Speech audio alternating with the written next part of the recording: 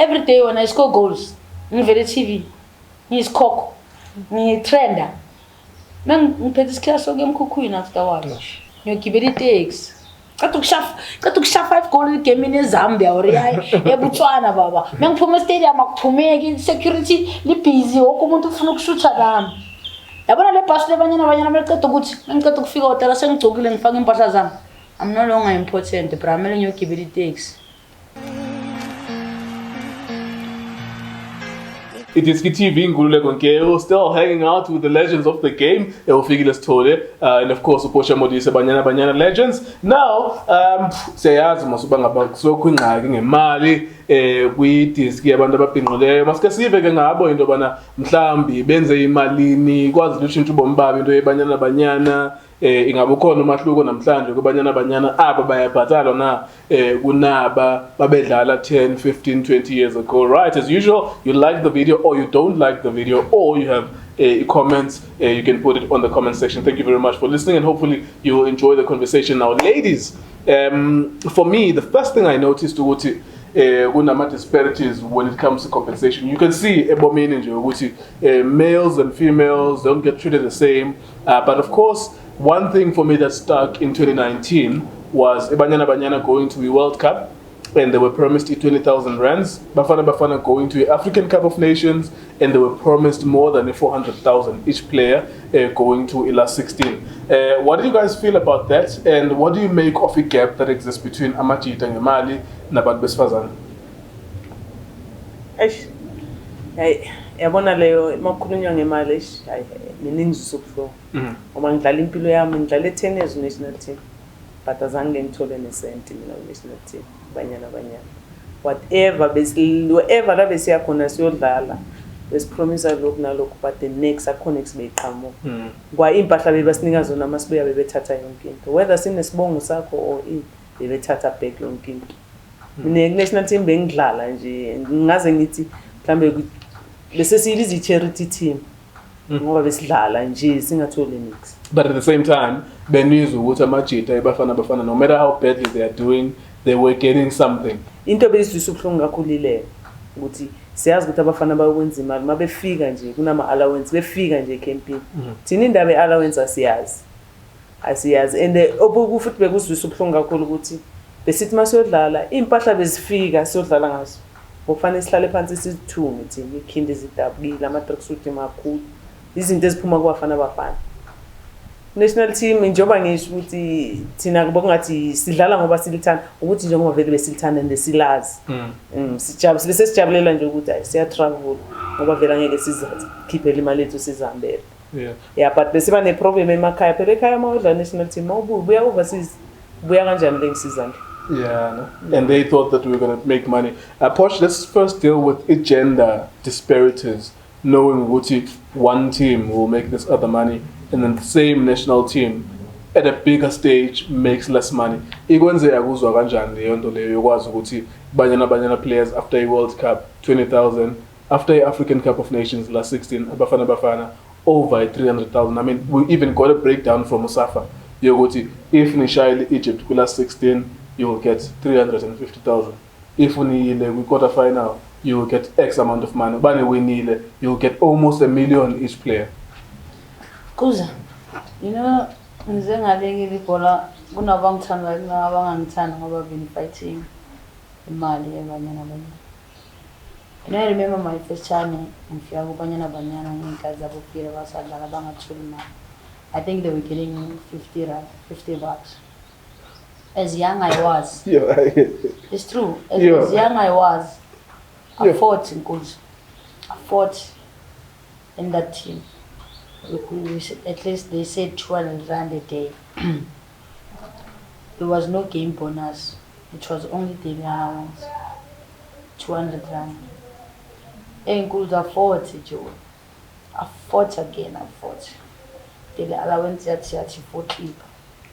Wabana game bonus. Game bonus it was 1.5 if I ain't mistaken. I fought Joe. Daily allowance never go anyway. I could pull a game bonus about 5,000. You know, since bayekela bofika ukudlala bayekela bonke laba abotezi ukudlala sebasathula 400. After that probably I played 15 years Banyana Banyana. We were still getting that 400 and that 5,000, but after checks it's 3,700. Ne? And you're not gonna even get it immediately. You're still gonna wait another 6 months, another 3 months. You have to fight first. You need to fight again to get paid. Nakhona ithola ngama breaks. Also ithola now usazi nokuthi wenzeni ngayo ngoba today ithola 1.5 kusasa utholi 1.8 kusasa utholi 1.1 also ucha calculator masibangibhadale yonke abasangigolothi sephelile. You understand and so if it's so buhlungu, you know why it's so buhlungu?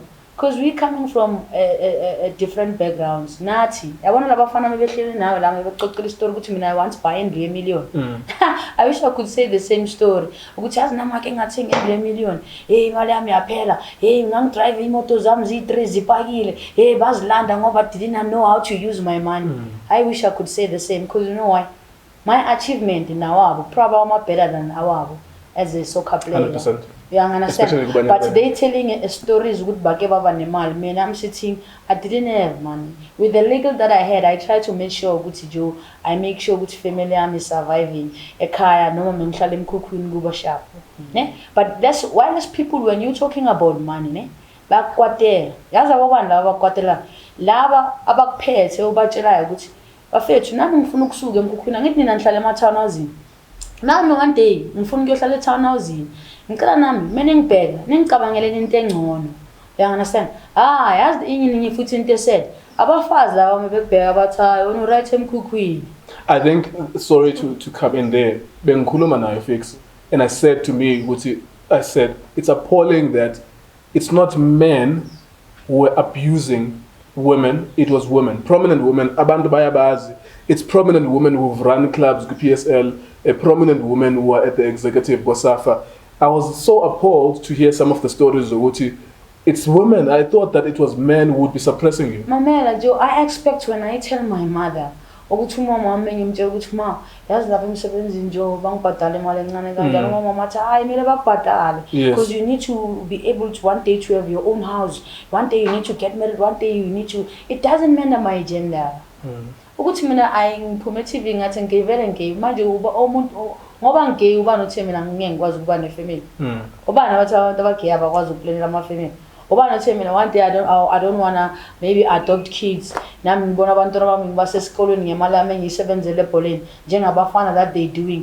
Why mina ngoba ngiyintombazana I can't feel the same njengoba abafana the way they feel. Why mina ngideprive ngoba ngiyintombazana. Why ngoba amantu into okay bafana iyodlala Africa Cup of Nations. We qualify for the World Cup. Ngizophinde. Bafana play Africa Cup of Nations.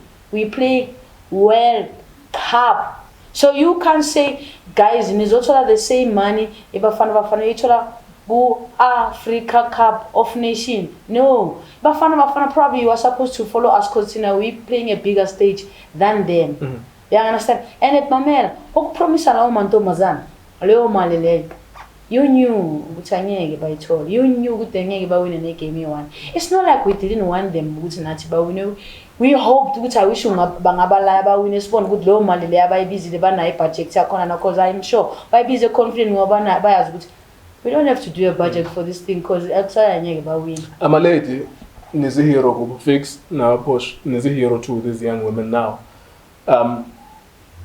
Everything ehlangene nemali esikwaziyo manje we get from you, but what do you hear from a current players manje when it comes to money? Are they getting paid? Is there any difference? Does it take 6 months again to get their money?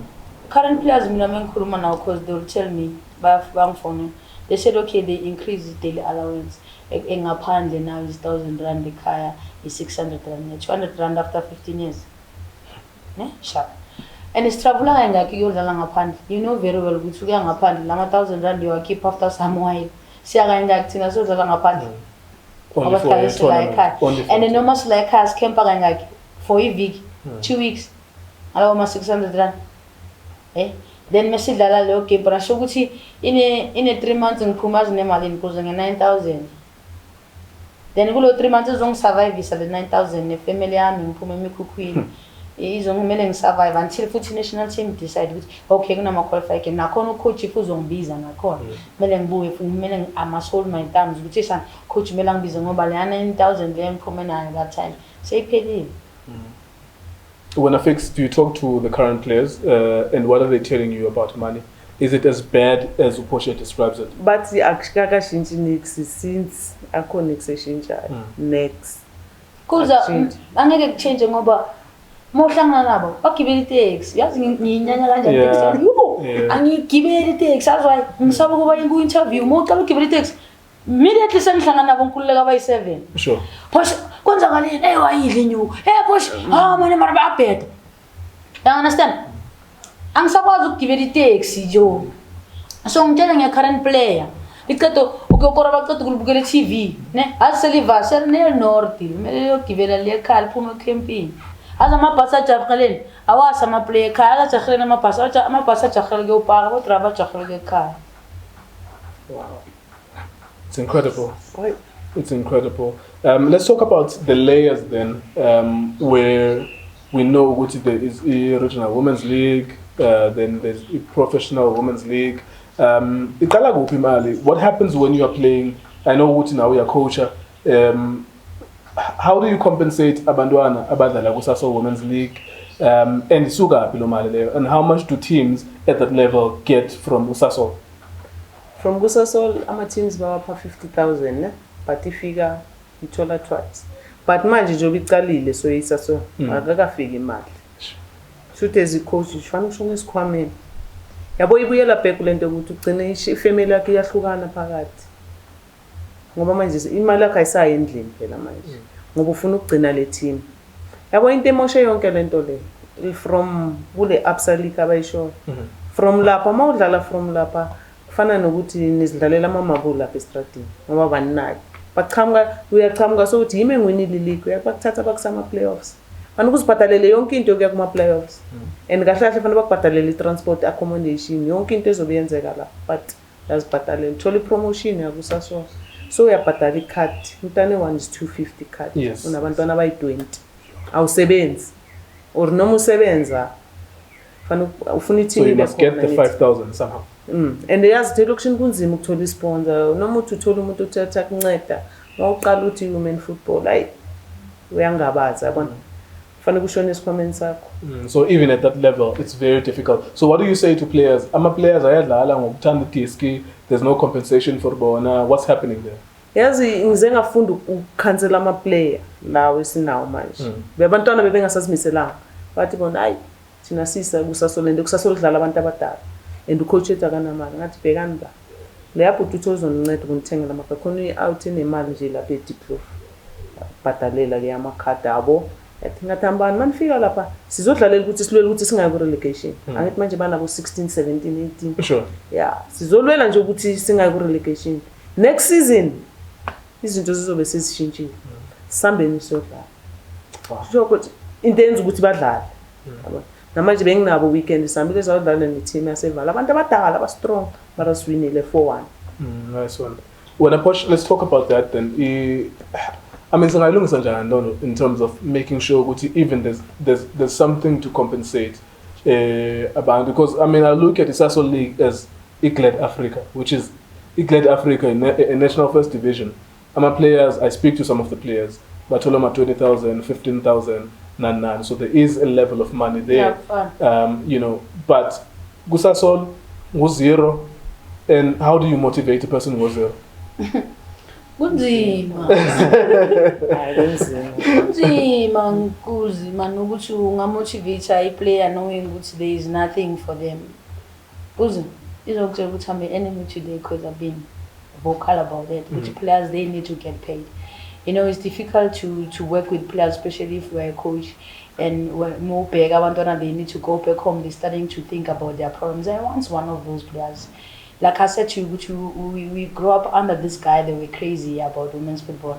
ngiphuma in a disadvantage home whereby abantwana mabefika ejimini sicela imali yokukhera. So we go even overboard nje sesikhohle ukuthi sizele ibhola apha sasacela into zebhola sengimtshela nginanto yokugeza ngina toiletry anginani ngapha bocheri ufuna ama into izokuya esikhathini uzithola aphi zonke lezi zinto lezo, you know. So it's a problem ukuthi women's football doesn't have money. They at least I would say corporate business, sure, they need to try to be involved in women's football. Even guys, they need to try to help women's football. I will always emphasize, especially to teams, which they need to really find it in their heart to say, we want to help women's football to grow, because women's football will never grow without them really putting us under their wings.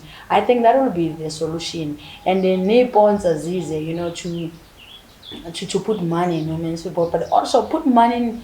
And it will be monitored. It will go to right places. Sure. Don't just go put money, then you hoping with that money to reach the right places. Make sure when you put money as a sponsor, have a mandate. Want to see good le money le PNZ and Fikile in the right places. Because I think most problem sponsors their figures fucking money, hoping good these people they will do the right thing. And at the end of the day, I can the right return of investment. Or companies, they just need to identify the teams that are playing in the National League, sponsor them individually. Sponsor them, make sure good everything it become possible for them to go out there and really make sure these kids they're presenting what they have. Sure. I'm sorry. Yeah. All right. Fix total yemali oyenza ebholeni. Indoni onothi ungayithenga ngayo. If you can collect the 200 rand zakho zonke. Ngayithola ngayo 100 rand. So what could you buy with imali wakho wayifumana ebholeni? Oh. Cha. Ayikho into ewani ngengayikhomba ukuthi ayikho. Azange ngithole imali mina ku national team. Azange ngithole imali. Next. Besine problem ukuthi masicala sithi siyahlanganisa ama players. Yiko most of the time nginokufisa ukuthi ngabe uPortia mhlawumbe wakhula ngesikhathi sethu. UPortia uvocal. Thina besina sikhuluma manje sithi bafethu kusona. Tamba mama wafika ama official. 1 2 3 4 wazandaba nikhuluma too much nithi kwenze njalo. Sizonixosha lapha phela siyini kuphela amaplay yonke lento le yabo. Mina ku national team azange ngenze imali. Abantu engidlale nabo from 93 to 2001 azange senze imali ku national team. Zange. Yazi inkulu zona into engenza ukuthi ngikhulume ngemali. We've been quiet. And we've been promised that things they will get better. Those women they will tell you things they will get better and say you ukukhuluma ngemali ungakhohlwa ukuthi awusuyipla uzocosha. And you cause ngoba na uqala ukudlala ku national team you keep quiet thinking ukuthi angisafuna ukudlala safuna ukutravel ngizothula vela ngifuna ukucosha, ne? But for how long? Because you are there is no change. And ngasikhathi you getting old, you see ukuthi women's football doesn't do. I'll tell you, every day when I score goals, ngivele TV, ngiyisikhokho, ngiyitrenda. Ngiphethe isikhathi soke emkhukhwini afterwards. Ngiyogibela itaxi. Qathi ukushafa 5 goal game in Zambia or eBotswana baba. Mengiphuma stadium akuphumeki security libusy wonke umuntu ufuna ukushutha nami. Yabona le bus lebanyana meliqeda ukuthi ngiceda ukufika hotel sengigcokile ngifaka impahla zami. I'm no longer important, bra mele ngiyogibela itaxi. Understand mele ngiyolala ezozweni yami. Ngosikhathi problems yami yavuza thinking mophuma ekasa aphusha umdishala umntana lo adlala ngemali udla imali. Eyiphi man? Khuluma ngiyiphi balabona sengithola ngane abuse in my community. Seyihamba nane abuse ukuthi abantu they start judging me bacabanga ukuthi singama gents we got money then we misuse our money sibhemile or sayenza. I never got money that time. Then mesengama strategy ngimele ngihlale ngizi explain ukuthi abafethu yazi women's football ayibhatala ngizokhona. Asenyenza isolate. Bangapha abantu zo explain kubo lesazikwenzelana senyazi isolate angisafuna ukuphuma ngoba phela ngiyafuna ukuba nabangani bami ukhumbula sengivele TV mina sengiba famous bangibona ngifamous mina ngasikhathi ngiyazaza ngikho famous ngifana nomuntu osebenza eShoprite as much as ngidlala this entertainment yami bengibone TV disc ne sharp mina sengisaba nokuphumela ngaphandle aziwayo Mr Nkuluzi ngoba ngiyacabanga ngifuna ukuyobe fan empitch zami anginamali ekholi ngiphuma ku national team ngiyazi nenyuki yami ngiyithola after some while okay sharp impitches zami ngiqale ngifika ngithi ngifuna ukuphuza icola ama-agents abo na-buy cola usikubonile ushaye 5 goals yimi lo wazi ngithi na-agents angakabi nemali angahafa ngazodlala ehle kule mali yakho uyiphuza before uza la ehle kuyisaphi le mali before uza lo uyidla nabo bani you understand so it end up giving you an abuse. You know why I'm vocal about it? I don't want these kids to experience what I've experienced because ngiyayazi ayikho mnandi ibuhlungu directly leyo and seeing abantu mina ngidlana ita compare ama-player manje noma ngidlana ita nje ngifikile phezu kweyita ne has to see them every time kungena next ehambayo for bona nje umuntu usahlala kubo nje umuntu probably usacabanga ukuthi uzoyenza njani azi ngama-caps abo my 50 abo my 60 abantu they don't know about them. Then I'm thinking ukuthi yo azi ngasikhathi ngifika kubo nabo they used to tell me ukuthi usazozo wena ngiyabheda la. This is me. I thought probably bona isikhathi sabo mesiphela i-women's football will get better. But I stayed in those struggles, tried to make those struggles get better. But I stop even today. Even today, now I was experiencing the very same thing. I'm telling you about Khatlan. Khatlan is sharp. It's good to use overseas. What about Lava Ngasabo Khatlan? Lava Nababadala in the national team. Lava Pumakan and disadvantaged families. But Guzo in Zakalan. But you also the same abuse name that I got me while I was busy. People saying, you make us proud. I want to lift the flag. I want to know my symbol. For sure. That is me. That I need to live with that every day. But I'm telling you one thing. I can't cry.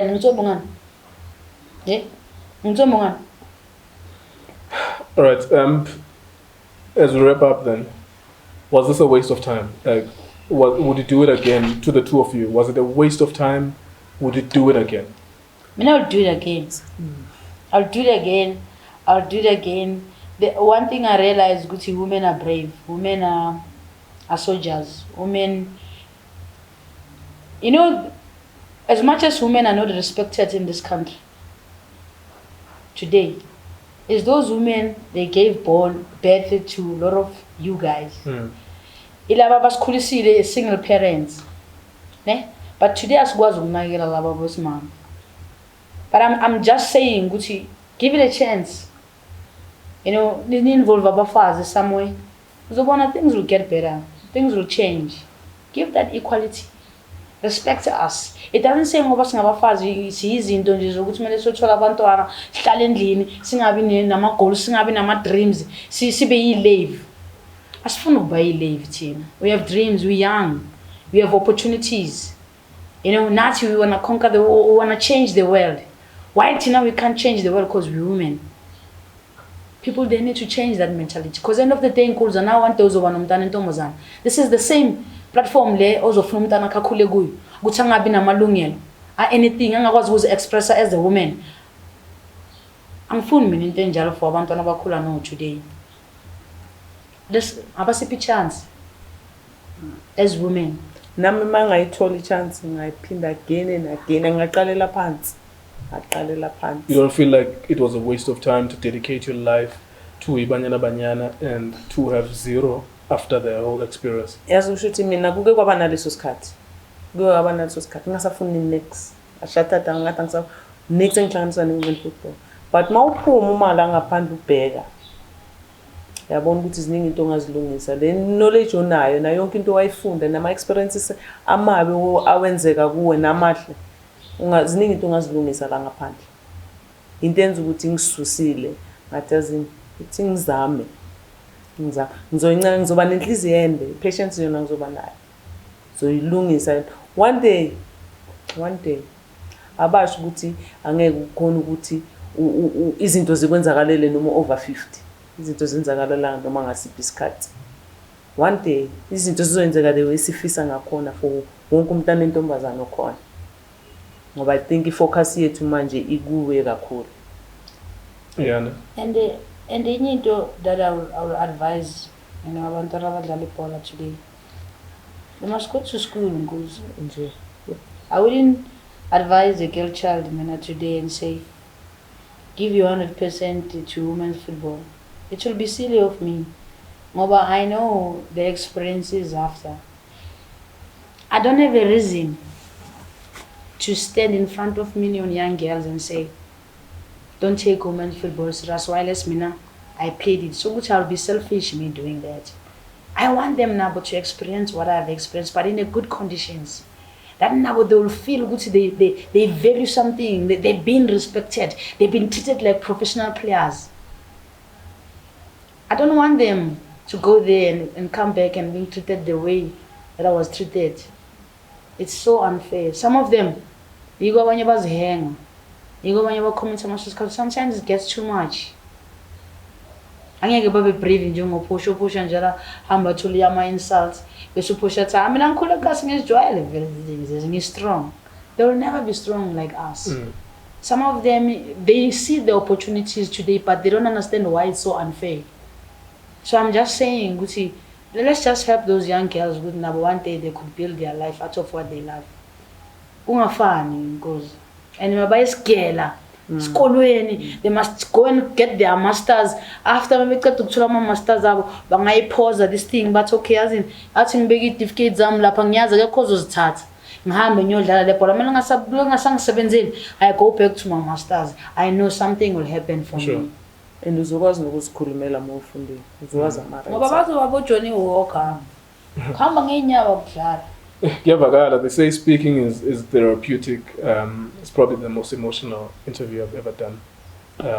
But I thank you very much, guys, for sharing your stories and wish you all the best. And I would like you guys to be part of it, Iski TV family, as we grow. Ngozi kakhulu for us. Thank